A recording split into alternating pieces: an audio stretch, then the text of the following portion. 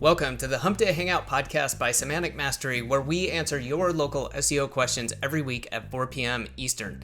I'm Adam Moody, and my partner at Semantic Mastery, Bradley Benner, will be sharing his decades of expertise based on not only helping others, but running his own agencies and businesses in the space. If you'd like to join us live on YouTube each week, just go to www.semanticmastery.com/HDHO at 4 p.m. Eastern on Wednesdays. If you'd like to ask a question ahead of time, go to the same link, www.semanticmastery.com/HDHO at any time and submit it there. Don't forget, you can get the Semantic Mastery Local SEO Toolkit for free at the same URL. Okay, let's get going with this episode. Looks like we're live. Okay, guys, sorry about that. This is Bradley Benner with Semantic Mastery. This is Hump Day Hangouts for December 3rd. This is episode 575. We're having some technical issues. That's why Adam's here, but now I've got you added, Adam. Can you talk? Can you hear me? Yes. Weird. All right. Yeah. It was weird. It was just acting funny, and I just got a new PC, and that was part of the problem. So I've had nothing but problems with this PC. I just got it 2 days ago, and I've had it like it's just shut off and reset on me 8 different times in the last 2 days, like right in the middle of fucking work. It's just been nuts. So I don't know what's going on with that. But anyway, let me get the Adam, if you can take over. Yeah. If you want to get the link redirect and all that stuff going, and I will give everyone a quick chat here. So since I can't say hello to Chris and Bradley's going to be busy for a minute. Chris wasn't available. I've got a couple things I wanted to mention. We, of course, had some special training available over the Black Friday, Cyber Monday timeframe. Hopefully you took advantage of that. Bradley gave away some really cool free stuff. We also had an awesome bundle deal available. And there's going to be some more fun stuff coming over the next few weeks and then through the holidays. So definitely stay tuned. If you're not already on the email list for Semantic Mastery, you definitely want to do that. You can head over to semanticmastery.com and sign up that way. So 3 things I want to tell people about, kind of some tiers here of ways to approach Semantic Mastery. First of all is Hump Day Hangouts. If you're just joining us for the first time, or if you're newer, just, hey, come hang out with us, ask questions. You can ask questions ahead of time if you need to. We understand not everybody can be here live, but it definitely makes it easier if we have a question about your question to follow up, or sometimes it's not clear. But we get it. Again, if you want to ask ahead of time, that's fine. Just make sure you subscribe on YouTube, and that way you'll get notified when the Hump Day Hangouts are posted. And we then take each question and turn that into its own video. All right, so 3 ways you can also get more training from Semantic Mastery. There's the Local Mastery newsletter. You get 5 to 7 actionable local SEO insights every week. This is delivered to your inbox, and each of these the insights have an action item attached to them. So something that you can literally do and implement into your client work, your agency, whatever that might be. And like I said, that's delivered as an email newsletter. You can read that in under 30 minutes. And I mean, you could, if you just put one of these things to work each week, let alone 5 to 7, you get a huge value out of that. Secondly is the Local Ops SEO Blueprint. All right, this is a systematized approach to local SEO success. You can find out more about that at localops.semanticmastery.com. And if you're ready to join the mastermind and you want to take your local SEO agency or consulting to the next level, head over to mastermind.semanticmastery.com. Find out more about that. See if that's a good fit for you. Definitely looking for people who are ready to take the next steps. So with that said, Bradley, how are we looking on the tech end? Yeah, we're in, I think. So I'll double check in the background. We'll proceed. So, but yeah, I'm good, man. I've just been super busy the last few days with just AI development stuff, but some really cool developments in the AI SEO side of things that I can chat a little bit about today. But yeah, it's been exciting. I've got some new automations that I'm building for my agency that we'll be teaching about in the mastermind here very soon. I just started that last night. So, but it's almost unfair, like with the AI automations that we can do now with like nurturing and follow up, et cetera. So, Instantly, which is what I use for cold email, instantly.ai. It's very, very powerful. And they've added so many cool features over the last couple of months. And it's actually going to, it integrates with, it's got its own MCP server now. And it integrates with a lot of different apps like Instantly AI does. Like it's seamless. And so I'm going to be building an automation to do like, for example, when I get a book to sales appointment. So when somebody books an appointment, right now we just send out appointment notifications, so appointment reminders. But what I'm going to do is a nurture sequence where, like, basically it's a pre-sales nurture sequence where I deliver to like day one. So the day after they book the call, they're going to get a follow-up email with some additional information that kind of educates them a bit before they ever get on the call. So day 1, 2, 3, 5, and 7 before the meeting, they're going to get different emails, kind of progressing them to where what I want is kind of turn the sales calls into just really answering any follow-up questions and pointing them to the checkout page. Instead of, like, for example, with my white label services agency, I have an hour-long presentation when I'm pitching to SEO professionals about my link building services. But I've been doing that for 4 years now. Like, that's my sales process. And I mean, I can recite my whole sales pitch in my sleep, no kidding, because I've done it so many times. But, why spend an hour if we could spend 15 minutes just answering any questions because they've been educated prior to the sales call? You know what I mean? It'd be a lot more efficient, probably have a higher conversion rate, although we have a fairly high conversion rate anyways. So I just, there's a number of things that can be done that was much more difficult to do previously, but now with the automations and the integrations with AI and the MCP servers and Instantly and all this kind of stuff, it's like a no code kind of setup, and it's not going to be difficult to do at all. So I actually started working on that last night. I hope to have this done by next week. And I might even do a little bit of training on that on Hump Day Hangouts next week. So pretty exciting stuff though. Yeah, man. Right. Every week. I mean, there's something that is good to distill it down and still stay focused on it. But try a little bit of everything so you can kind of ride the wave. Yeah. Cool. Well, let's get into it. I'll be here in the background. Okay, man. I appreciate that. We don't have a lot of questions anyway, so today will be a kind of a quick one, I hope. And let me go ahead and grab the screen if I can find it again. I'm still getting used to this. StreamYard. We just switched from Zoom to which, by the way, I forgot to tell you, Adam, we got stuck into a goddamn Zoom contract until July of next year. So we're going to be paying until July anyway. All right. Well, so yeah, it is what it is. All right. So let's go ahead and grab the screen. Hopefully this works, guys. We'll go with this one. All right. Can you confirm if you see my screen, Adam? Yep. Looking good. All right, good. All right, so the first one's Keith. What's up, Keith? I know who this is. It's been a long time. You reached out to me via email. Been knowing of Keith for a very, very long time. So anyway, what's up, man? He says, do you have any use for the SEO WordPress plugins such as Rank Math or Yoast? I mean, I used Rank Math for quite some time, but over the last 3 or 4 years now, I guess, I've been using SEO Press Pro. I hate WordPress, though, in case anybody wasn't aware of that. I absolutely hate WordPress. I really do. It's freaking stupid. The amount of, updates, and I don't even like working in WordPress anymore because it's just changed so much that I don't even really know how to optimize or kind of work in the new WordPress. Like it's just much more difficult, and I just don't like WordPress, period. I actually started doing some research yesterday. One of the things, I'm doing a lot of testing for AI SEO right now, and I've kind of cracked the code on what to do in order to get increase the chances of getting recalled or cited in AI search results. So brand dimensions. And one of the things that can improve, I've been teaching for the last couple of years now, for the last 2 years, about not really publishing blog content on the main domain because that creates competing pages. Like, I know everybody in the local SEO industry, that's what we did for years, was we'd publish blog posts on the client site to try to create a separate piece of content for every single variation of every single search query that the client wanted to rank for. That's how we used to get results. I still see a lot of SEO companies that's what they do for their local clients, which is absolutely backwards now because that causes competing pages, and all they're doing is hurting the performance of the site that way.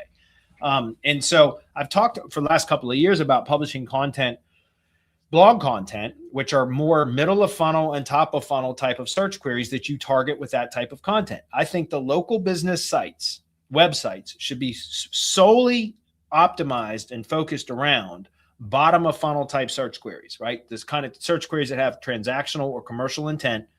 That's what the whole local site should be optimized about.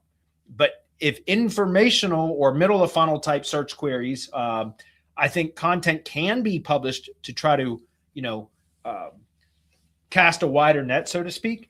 But I think that should be published, and I've been saying this for the last year and a half or 2 years, is that it should be published on external branded blogs. Well, more recently, because of AI search and the way that I'm seeing things are being returned there, there's something to be said for actually publishing some blog content, but not on the primary domain, but associated with the primary domain. Well, how do you do that? Okay, subdomain, right? Create a blog on a subdomain of the root domain, because Google treats subdomains as separate websites than it does. So the subdomain, you can have content published on the subdomain that if it were on the primary domain,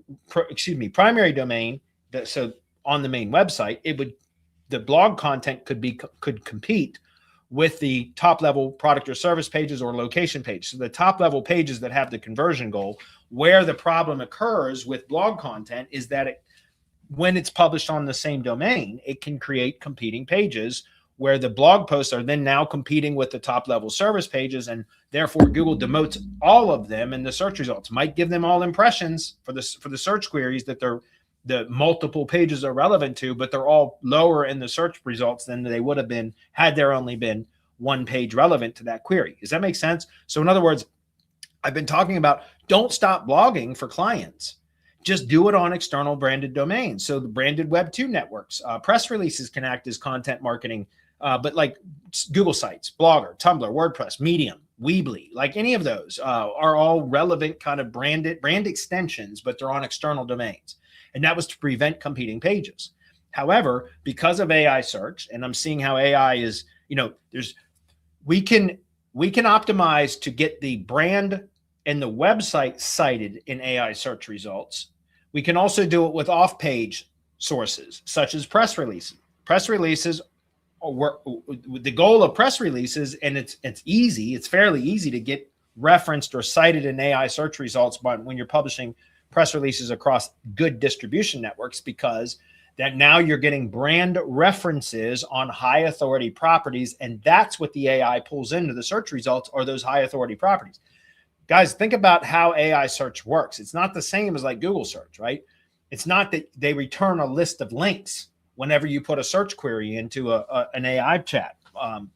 It's normally a more conversational type of a search query. It's more natural, like speech patterns or language pattern type query, number one. Number two, the results are usually brand mentions that don't often, can contain a link. Sometimes they don't, but it's the mention that matters. And consumers' behavior has shifted quite a bit in that people go to their favorite AI model and search for whatever it is they're searching for. The AI model returns brand mentions of the companies that it suggests are the most relevant to the query. And then the consumer goes to Google and searches for each one of those brands by name. And so that's why, again, for years now, I've been talking about how important branded searches are and optimizing for brand search. And now it's coming to fruition. But here's what I'm getting at about linking and blogging. And that is, I've been saying for the last year and a half to 2 years, not to publish on the main domain, publish on external blog posts on external branded domains. That way you can still build topical authority. You can still create associations between the products or services and or the locations that the company wants to be associated with through forcing associations through content marketing. But now I think because of why, we want to not only get brand mentions on external sources that the AI chats will return, but we also want to try to get the company website cited in the AI search results. Okay, so how do we do that then? Well, certainly you can target FAQs on top level pages on the main site, which should be optimized, in my opinion, specifically for transactional terms or bottom of funnel type search queries. That's what the local site should be optimized for. But then how do we get the brand to then be referenced by and cited to the actual website, or the domain at least, in the search results? Well, use a blog subdomain, right? Or any kind of subdomain, but I typically just label it blog. So blog dot whatever the domain is, because Google treats that as a separate site. So you can now publish content that would have been competing content if it was published on the root domain, but now it's on a subdomain. So it's being treated as a separate site. So it's not actually competing, but it's still published on the domain, just a subdomain. So there's an actual direct connection, association between the brand and the domain itself. So it increases the chances of getting the brand and the website cited, so the brand's website cited in the search results via subdomain. And here's the thing though, guys, when you're publishing posts on a subdomain, if you're building links to those posts, that's going to increase the link authority of the domain. Because remember, any subdomain that you build links to, the parent domain automatically inherits that link equity, authority, etc. So the point is that I've just recently started testing more with adding subdomain blogs to tree care contractors sites that I've been testing with, where we have been doing for the last 2 years almost exclusively content marketing on external domains. So branded Web 2s, etc. But now we're starting to do some testing on publishing blog posts on a subdomain, okay, of the domain. And in addition to also publishing content on branded assets. And that then we're promoting everything via press releases. And here's the second kind of cheat code for off-page signals right now for improving performance in AI search. Citations, believe it or not, business directory listings, well, those are structured citations, but even unstructured citations on different properties like press releases, right? But traditional business directory listings citations, structured citations, are actually have really returned as one of the most kind of important and powerful things that you can do to improve AI search performance. So right now, the two main off-page things that you can do to improve AI search performance is press releases and citations, thoroughly optimized citations on high authority directories, niche or industry specific directories, and to improve local search performance, getting in on local, hyperlocal directories when possible. And in press releases, more generally, that can help. But then the on-page side of things is important. And the way that you structure the content matters, like the way that it's formatted, okay, matters. And then also I recommend having FAQ schema. That's the best way to get into AI search, is to answer frequently asked questions. But also to have them structured properly, the content formatted correctly on the page that it's published on, right? And then FAQ schema that reinforces those frequently asked questions and answers. That's one of the best ways to get cited in AI search results. Now, what I started to mention, guys, and you are still seeing my screen, correct? Adam, are you still on? Hugo. Yep. Sorry, you're good. Okay. Yeah, I just wanted to make sure because I'm still getting used to using this new platform.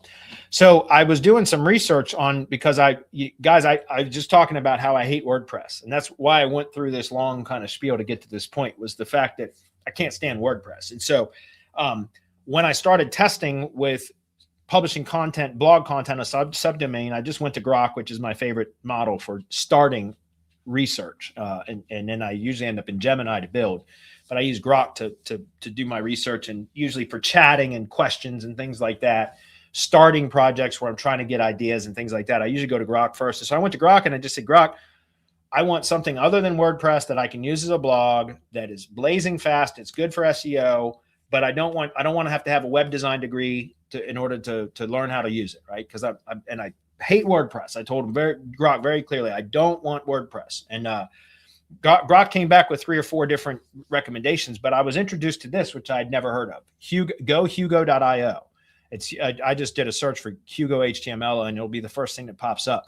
These are blazing fast HTML pages, very, very light, lean code that you can use to build. And it's all done. It's super easy to deploy, and then just uploads directly to like Netlify or whatever you connect as your host. DigitalOcean, Linode, any one of those is fine.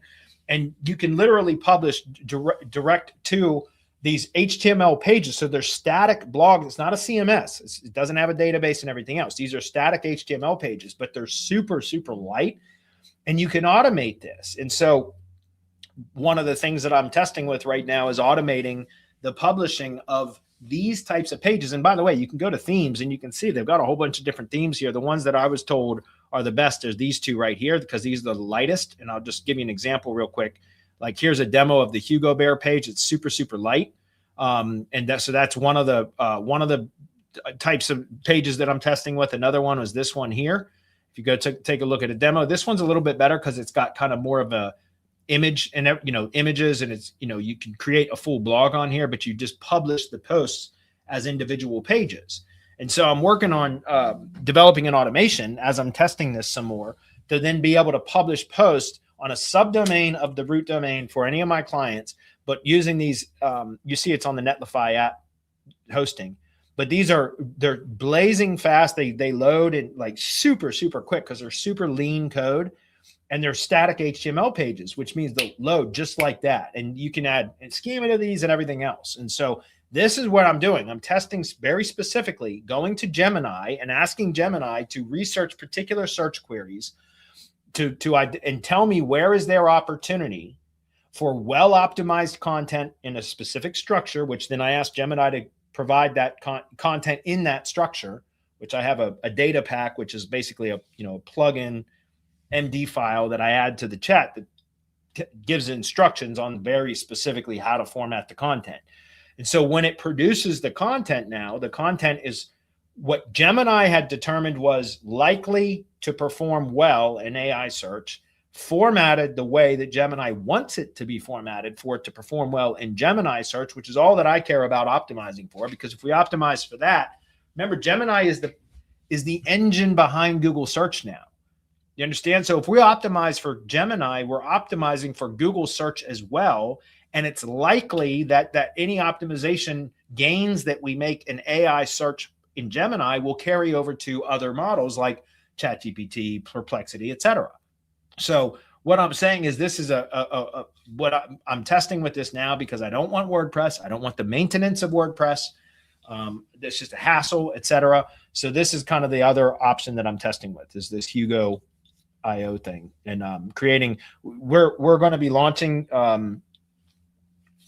don't know when we're going to launch it now, actually, but Brand Expander. We've got the AI. Our syndication app it's finally developed. I'm supposed to be testing it this week. I haven't had time this week yet, but it's fully developed now. So I've got to run it through some tests myself with some clients for the next couple of weeks. But soon we're going to be relaunching Brand Expander with the AI syndication application or workflows essentially that we built for it. And that's this Hugo blog post publishing can be automated through that system. So it makes it super easy because we just go and we publish one piece of content, and in the AI, the syndication app takes that piece of content as the seed, and then creates all kinds of supporting articles or supporting content, in different multimedia format, and then publishes out across various social media, Web 2.0, et cetera, platforms. Well, this Hugo can be worked into that to where we can create supporting blog content and an HTML page on a subdomain of the root domain, thereby creating topical authority without it competing with the main site, increasing the chances, thereby increasing the chances of getting ranked and referenced in AI search. Hopefully that's clear. So there's a lot to, we can automate now. And I've been doing a lot of testing on the AI SEO side of things because it's definitely the way things are moving. And it's actually not as hard to get into AI search results as you think it is right now, because there's a lot of the search results that are being pulled in, that AI is returning. It's just because that's the best that they had. So in other words, if you can just even in certain search queries or search prompts, I should call it, in AI that returns, it's already got a really well populated result, search result essentially. It doesn't mean that you can't push some of those that are being cited out because you have better structure to the content. That's why I said it's really I've developed this kind of copywriting system that we just plug data packs into, and data packs are like Neo from the Matrix, right? Where plug something in the back of his head and you can inject any sort of data and teach him martial arts in a matter of seconds, right? By just injecting the martial arts data into him. Well, that's what the data packs are, and the models, the AI. I've created a bunch of data packs. We're going to be launching I was hoping to have by December 8th. It'll be hopefully December 15th now, the following Monday. But the copywriting system, I call it the AI Avatar Copy Engine, or ACE, ACE for short. But it's basically a modular system with data packs that are plugins. They're like the packs that Neo used to learn in the Matrix. It's really cool. We can plug in different copywriter style packs, local news and current events, industry data packs, consumer data packs, post type data packs. There's all these different kinds of ways that we can manipulate the copy output. And one of them is an SEO. One of the data packs that I've added is an SEO data pack specifically for doing the research to identify where there are topic gaps that can be exploited in AI search, and then also to produce the content in a very specific structured format that are going to increase the chances of it being pulled into AI search results. And so again, all this is coming out, and I was hoping to have it, the copy engine, what we're calling it clone constructor. I was hoping to have that available by Monday, but it'll probably be the following Monday now because we're a little bit behind on the distribution and publishing side of it. So to answer the question, finally, SEO Press Pro is the plugin that I use on the very few WordPress sites that I still manage, like my own directory site, for example. But I've moved all of my clients away from WordPress. I've only got a handful of clients left that are still on WordPress, and I don't even manage their sites. It's their webmaster teams manage those. I hate WordPress. So, all right. Next question was, can you confirm the mastermind members get access to documentation and SOPs covered in? Yeah, they get everything. Mastermind members get absolutely everything. Weekly newsletters, access to all of our training courses, all of our archives, everything. Yes, I can confirm. Is there a maximum number of locations you would stick to when adding location pages? No, but I mean, no, there's nothing, there's like no set rule, but as I've talked about many times, the more narrowly you focus the targeting of the site, both topically, meaning the products or services that it's targeting, as well as the geography, the areas in which it's targeting, the more narrow you focus that, the better it tends to perform. So the broader you create topic coverage, or the broader that you create geographic coverage, so the broader the geographic targeting, I should say, the less, it's not that it won't perform well, it just takes longer, right? And the more narrow the focus of the site, the faster it performs. That's what I'm saying. That's why, like with my tree guys, I've been talking about this for two plus years. For my tree guys, a lot of tree guys, they cover a very large service area. Well, I usually recommend that, like, they'll cover multiple counties. Okay. Well, then that's when I tell them, like, okay, well, for each county, we'll build you a separate site, because if we focus that site around just that one county, it makes it perform a hell of a lot better and faster, if that makes sense. And so for some of my tree guys that have the higher retainers where they're covering a very large area, that's what we do, is we just have multiple sites for them where it's on their root domain, but the root domain is acting as like a brand site and a directory to the locations. And then there's subdomains with the county name usually is the subdomain name for each of the areas that we target. Because again, it's a hyper-local site, so it performs better and faster is what I'm saying. If you were to try to take a site that across 3 counties and build it all on one domain with silo structure, count even by county, et cetera, yeah, you can still get rank it that way. It just tends to take longer, right? More effort, more resources. If you target a site very specifically around a smaller geographic area, and in the tree service industry, it's a single category business.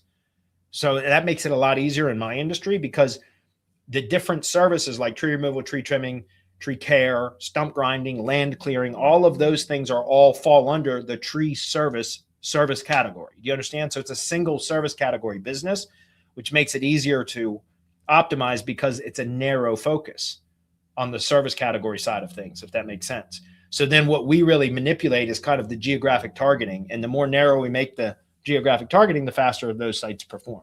That's just been my experience, and it's been that way for the last 2.5, 3 years. So not saying you can't do it with a larger site, you can. It just takes more resources and more time. And so I always tell my tree guys, it's just like, yeah, like, and they don't, most tree guys don't give a shit about how many sites, because they're not really caring about their site. All they care about is the results that it produces. As long as their phone's ringing, they're getting booked appointments. That's all they care about. So, all right. So there's a few YouTube comments here, guys. I don't know if we're going to be able to answer these. Should we use Google Maps image links instead of uploading photos? I'm not sure what they're talking about for that. So I'm going to skip that one. Next one is, hey, Semantic, what are your thoughts on CTR manipulation, and what tool do you recommend? I don't recommend CTR manipulation right now.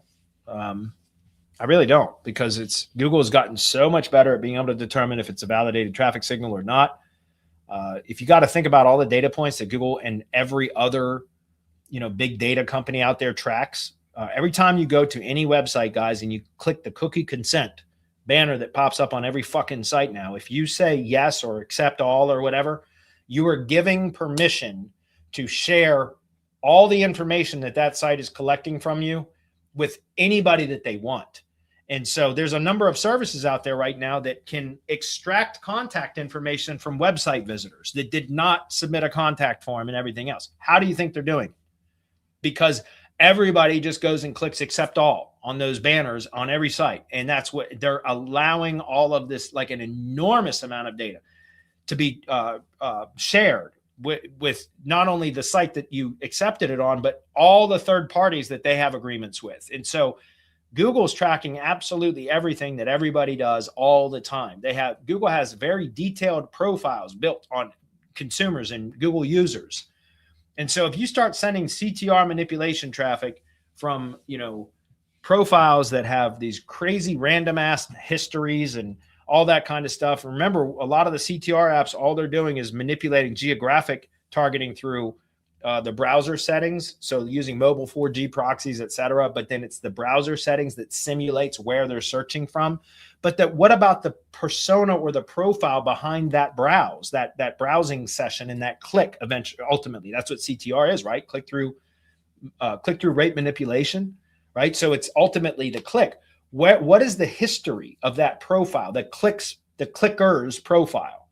Is it a real consumer that has a validated, verifiable history in Google of being in that area and being interested in that type of content and engaging with that type of content? So what I'm getting at, guys, is Google can very quickly now determine if a traffic signal is coming from a validated, verifiable Google user that it has an extensive profile on, and whether it's a relevant click or not. Like, in other words, a click coming from a consumer that Google has a thorough profile built on or for, Google knows where they live. So they're in a local area. Google knows what types of content that they engage with, not just on the web, but where they, like the stores that they visit, because it's, Google's in the phone. And so every time they go anywhere, Google knows where the types of stores that they frequent, the type of content that they engage with online, what they're watching on TV or YouTube or whatever. All of that builds this profile of that consumer. And so if there is a homeowner, like a property owner in a particular area that has recently gone to Home Depot or Lowe's and to nurseries, like not babies, but like landscape nurseries and things like that, and then that person goes and searches for tree service near me and does a click through to a tree service contractor, that click has significantly more value. It's weighted much heavier than some random ass IP click from some mobile 4G proxy that has no verifiable, validated profile history that would make that a relevant and valuable click. You understand? Google places much more weight or value upon a validated, verifiable traffic signal. And it almost ignores, and it can be even potentially toxic, to start sending unvalidated traffic signals. And so I don't recommend it at all anymore. Like, I don't. I recommend, if you're going to be doing CTR, socially engineer it, right? Do offline marketing and advertising in the local area. Put yard signs up or bandit signs that say the contractors or the company's name, so that when drivers or consumers that live in the neighborhood or whatever go by that house, they see the company name. What do? They go to Google and search for the company by name and then click through. That's socially engineered, real click-through rate manipulation from real consumers in that local market. So yard signs, print advertising, newspaper advertising, canvassing neighborhoods and hanging door knockers or putting flyers on the mailboxes, doing direct mail, cable TV ads, radio ads, YouTube ads with tight geographic targeting, right? Having calls to action in that advertising stating, go to Google and search us by name, right? Seriously, instead of putting the website address or the phone number on that marketing material, tell it, go to Google and search for us by name. That's a search and click signal from a real consumer, a validated consumer.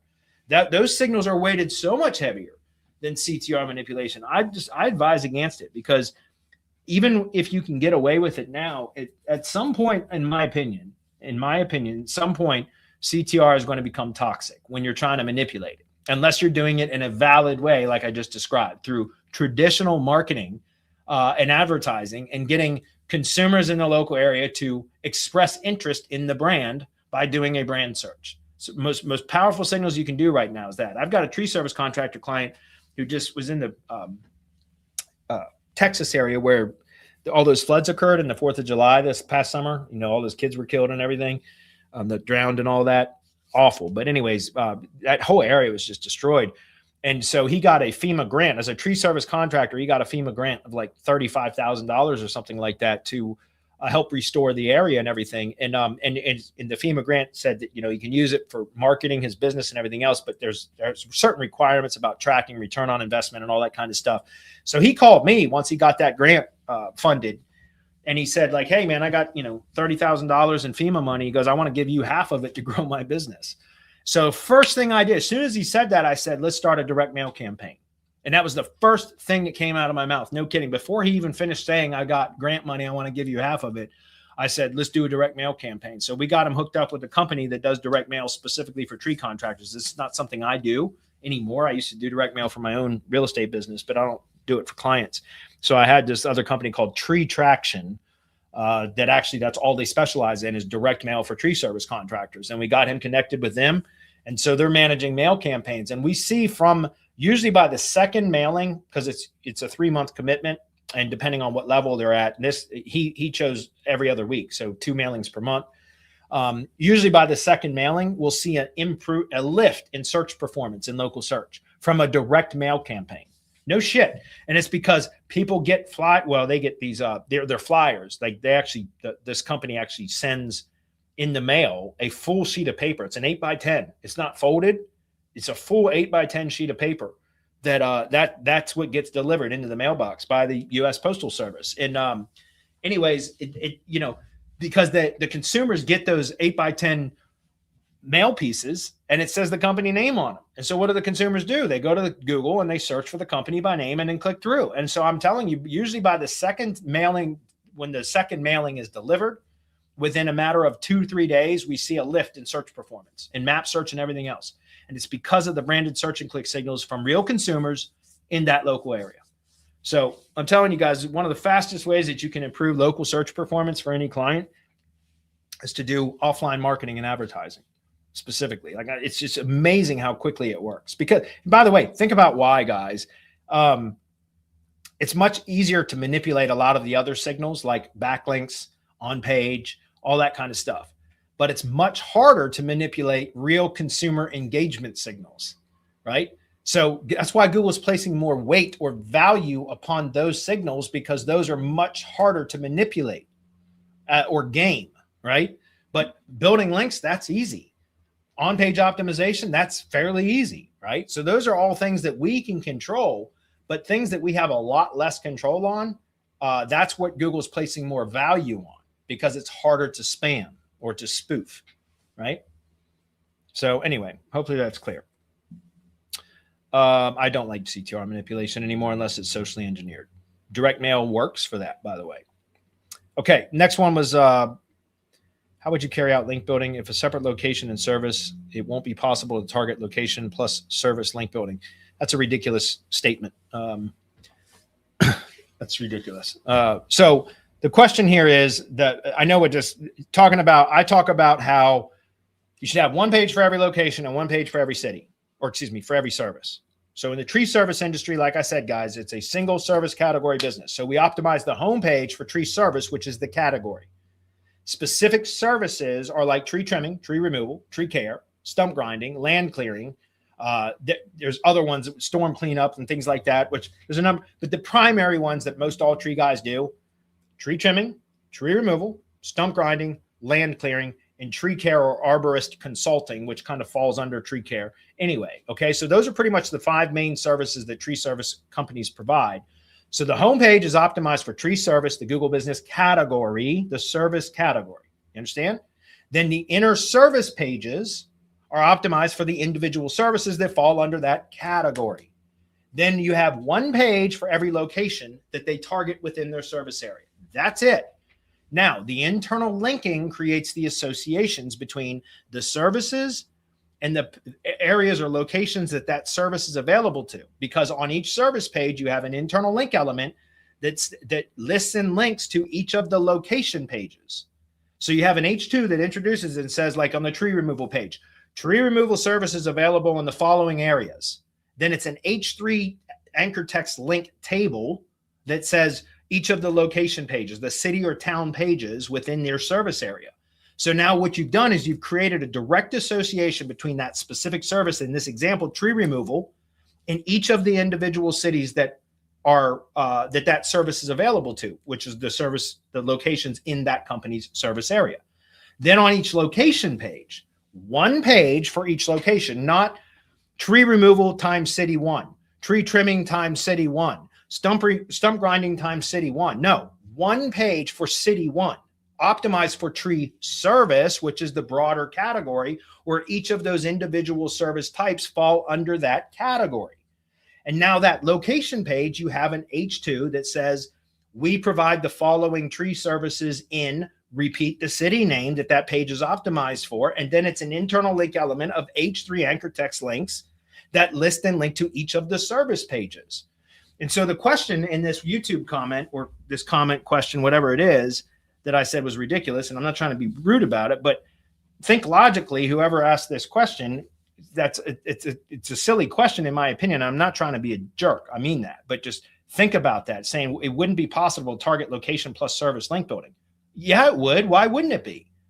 Right? If on each location page, you can use, that's called a target anchor, by the way. Topic anchor is a keyword only anchor. A target anchor is keyword plus location modifier.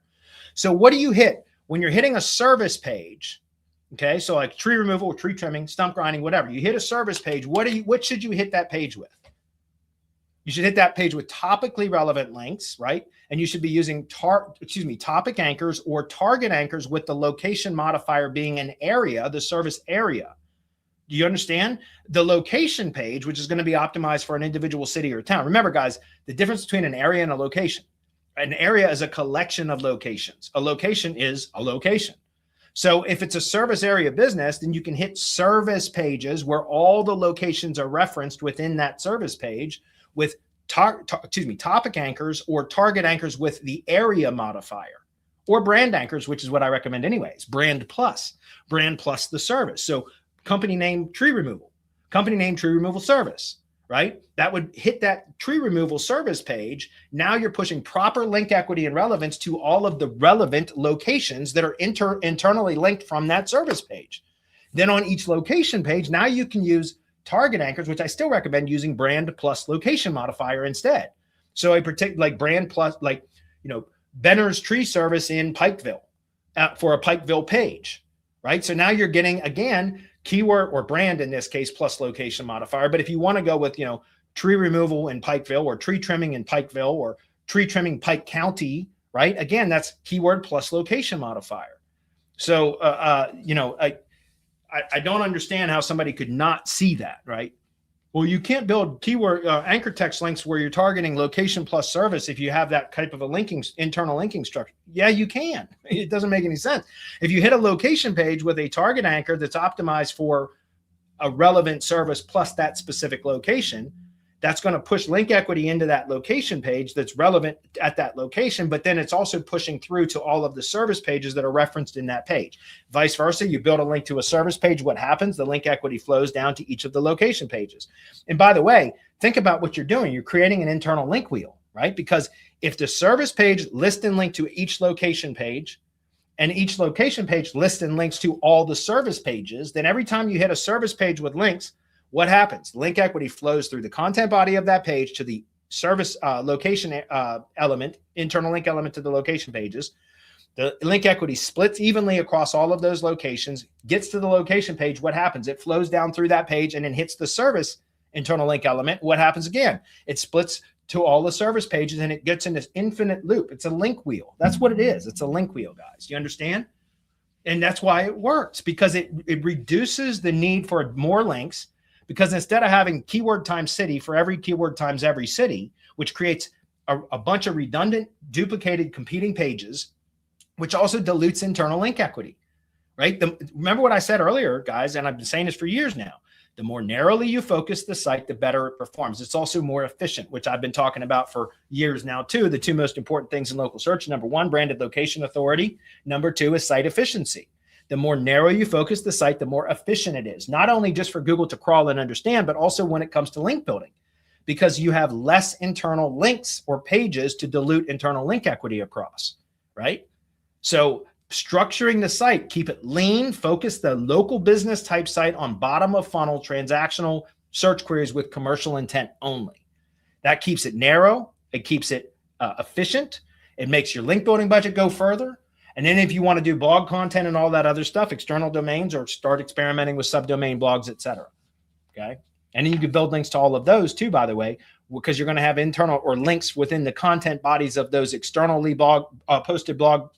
externally published blog posts, or on a subdomain blog. You're going to use the content like a contextual link within the content body of those posts to link up to the main money site, right? So now you've got pages and posts on either external domains or subdomains that have links to the top level pages on the main money site, which are optimized for transactional terms with commercial intent. You understand? And now you've got link building targets on external domains or subdomain blog posts that you can be more aggressive with link building to, so that you keep your money site clean. You understand?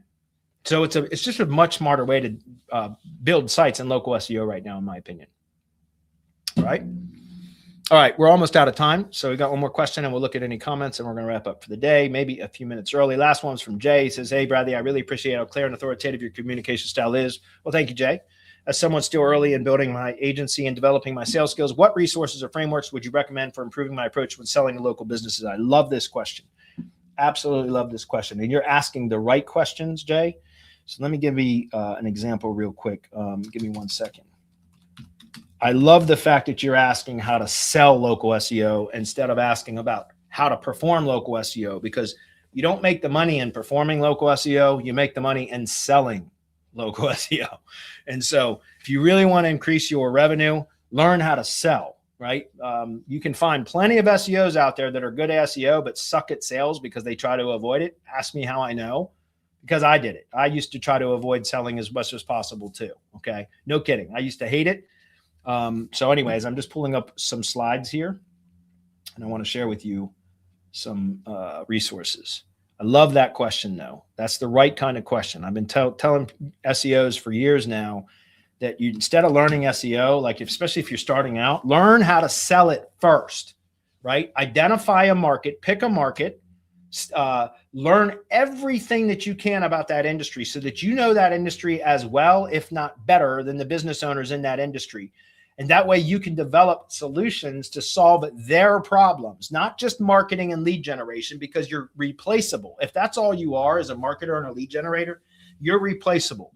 And the moment that, you know, by the way, local businesses get hammered with solicitation calls from SEOs in India, you know, and things like that all the time. That, again, if all your role is a lead generator and a marketer, you're replaceable by somebody cheaper. And the business owner is always looking at alternative options, right?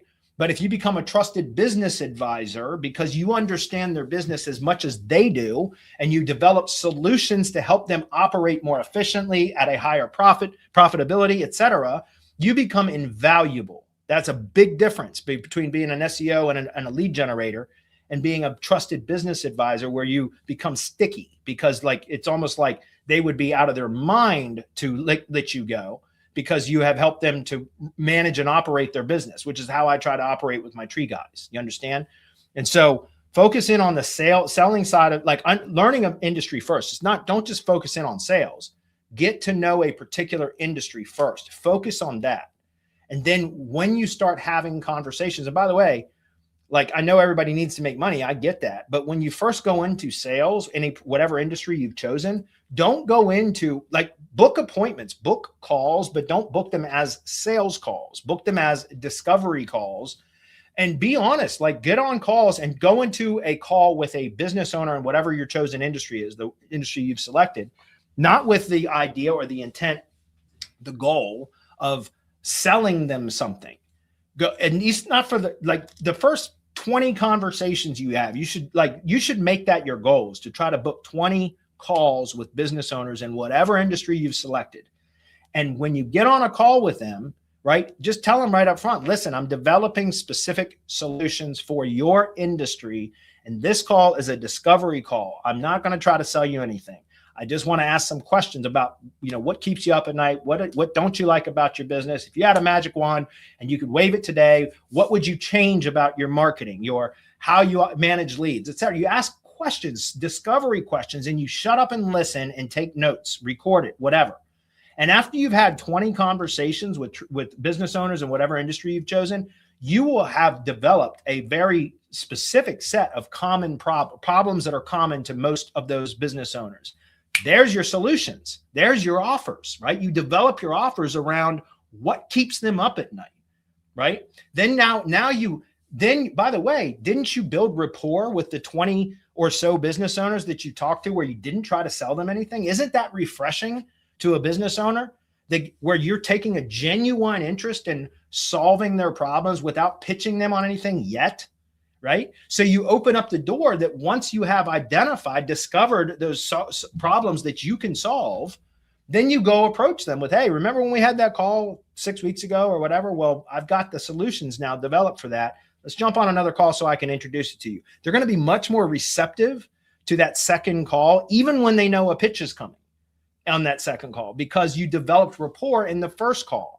And instead of going on the call and putting yourself under a lot of pressure, I have to sell, I have to close, where, by the way, the prospect will smell that desperation through the Zoom meeting. Like, no kidding. It's like a dog can sense fear. You know what I mean?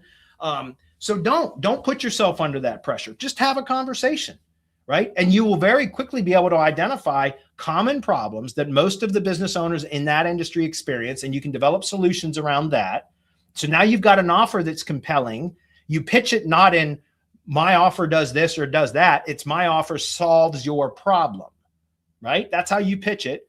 And now you've got the people that you just had a discovery call with as your first beta testers, right? So you can really refine and dial your offer in based upon selling to those that you already developed rapport with before you go to a cold market. You see what I'm saying? And so anyway, a great question, by the way. I really appreciate that question, because most people come on here and ask questions about the local SEO tactics. And a lot of those people, I'm not trying to pick on anybody here, but a lot of people that are always chasing the next SEO tactic are broke. And I'm saying that's important. We still have to get results, but if you want to make money, learn how to sell it first. And how do you get more sales? You solve problems. That's how you get more sales. So I brought this up specifically because you asked about resources, and we're at 4 minutes before the end of the hour. So I'm going to zoom in on this. Just take a screenshot, guys. I'm not going to share this. This is from one of our paid live events, but here are some, I've spent the last 5 years studying direct response marketing and sales, and it changed everything in my business. When I stopped only focusing on technical SEO and I started focusing on marketing and sales, this is not a joke, guys. My income has quadrupled over the last 5 years, quadrupled. And that's not a joke. I've had my highest revenue earning month this past 30 days. It's not a joke. And it's because I focused on marketing and sales, right? And developing systems for our deliverables, our processes that work once I figured out what the tree contractors needed. And I also do link building for agencies, right? So figure out what they need, provide a solution for that solves that problem. And then you dial in your pitch, your presentation, your sales pitch, essentially, through repetition. If you go out and target 15 different industries, you got 15 different sets of problems to solve, and you don't know how to pitch them to any one of them because they're all different types, right? Pick one industry, figure out all their problems through just discovery calls with no pressure, no sales pressure, provide solutions, and then start pitching, presenting those solutions to those in that industry.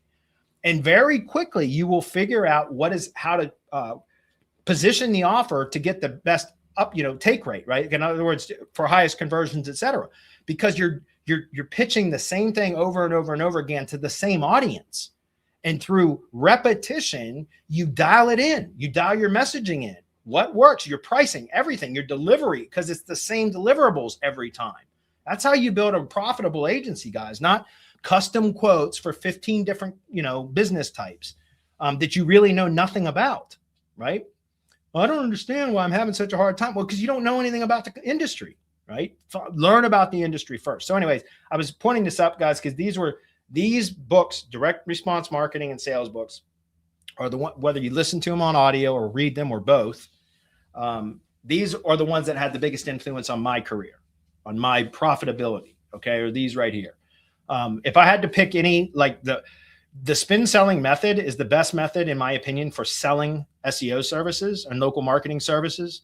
But by the way, I specifically referenced the spin. That, by the way, that's an acronym for situation, problem, implication, need, payoff. I studied the spin selling method for years, and I practiced it until it became second nature. And that's how I do my sales process, is the spin selling method. There's a book called The Spin Selling or Spin Selling or the Spin Selling Method or whatever, but it's lengthy. It's, if you listen to the audio, it's overly long. You don't need, the spin selling field book is like the direct actionable items. And each chapter is like you work your way through the chapter with action items, et cetera. So I encourage you to, if you want to read the book, that's great. But the field book is much more actionable. And so that's what I recommend, is that. But again, all of these matter, in my opinion, because understanding direct response marketing principles is going to make you better at SEO, because number one, but then learning sales. And guys, remember, all the reading and studying and watching YouTube videos about sales, all that in the world doesn't help nearly as fast, or you will not learn the skill of sales from watching videos and reading books as you will by just getting on more calls. Book more calls. Now, studying, reading, listening to audio, and then practicing in real world settings. So applying what you learned is the fastest way to learn. But if you're just, what I recommend is don't spend all your time reading and studying. Try to book more calls. Like I said, take the pressure off yourself. Don't go into a call thinking I have to sell something. Go into the call initially with discovery, like the intent of discovering this problem so that you can develop solutions. And then when Jason Forrester right here Jason Forrest, excuse me, The Mindset of a Sales Warrior, that's where I learned the principle about whenever you enter into a conversation with a prospect, don't look at the end goal of I've got to sell them something and close them on this call. What is the next step that they need to take to move that sale, that prospect closer to a sale? That should be your intent or your goal of that. Of whenever you're conversing with the prospect, it shouldn't be ultimately, I've got to close them. It should be, what is the next step that I want to take them to, or that I want them to take, that's going to move them closer to converting into a sale? Does that make sense? And so again, it removes that enormous amount of pressure to, instead of like, I got to climb this whole mountain, I've only got to take one step. And then once they take that step, then you shift the focus, you move the goalposts, right, to now the next step. And again, it removes that pressure, because and guys, how did I learn all this? Through practice, through studying, and then practicing what I've learned, right? Applying it, right? So anyway, great question, guys. Like I said, if you take a screenshot of this, you can go check out those books. I would say this one and those two are probably my favorites for sales kind of tactics, but direct response marketing is also important, in my opinion, especially if you're going to call yourself an internet marketer. Okay. All right, we made it. Any questions, guys, that I need to be aware of? Let's see, just hopping over. Whoops, I lost the page. So Brian's here. What's up, Brian? And Blair, yeah. What's up, man? That's cool. And David, what's up, David? Let's see. Brian says, for AIO, it's all about getting brand mention. You're damn right it is, man. And man, it's so funny. I've started recently seeing a lot of SEO articles coming out, like from other SEOs and blogs and stuff that are talking about brand mentions and brand mentions. It's like, I'm glad, awfully late to the party. You know what I mean? Like, God, we've been pushing that for what, 2-3 years minimum. Like, it should all be about building branded location authority, brand authority, brand authority, brand authority. If you focus on that, all the other SEO will fall into place. I've been saying that for years, and now it's like finally it's becoming mainstream, which is great. Although I don't like other people knowing about it. You know what I mean? But it's true. It's nuts how important that is right now.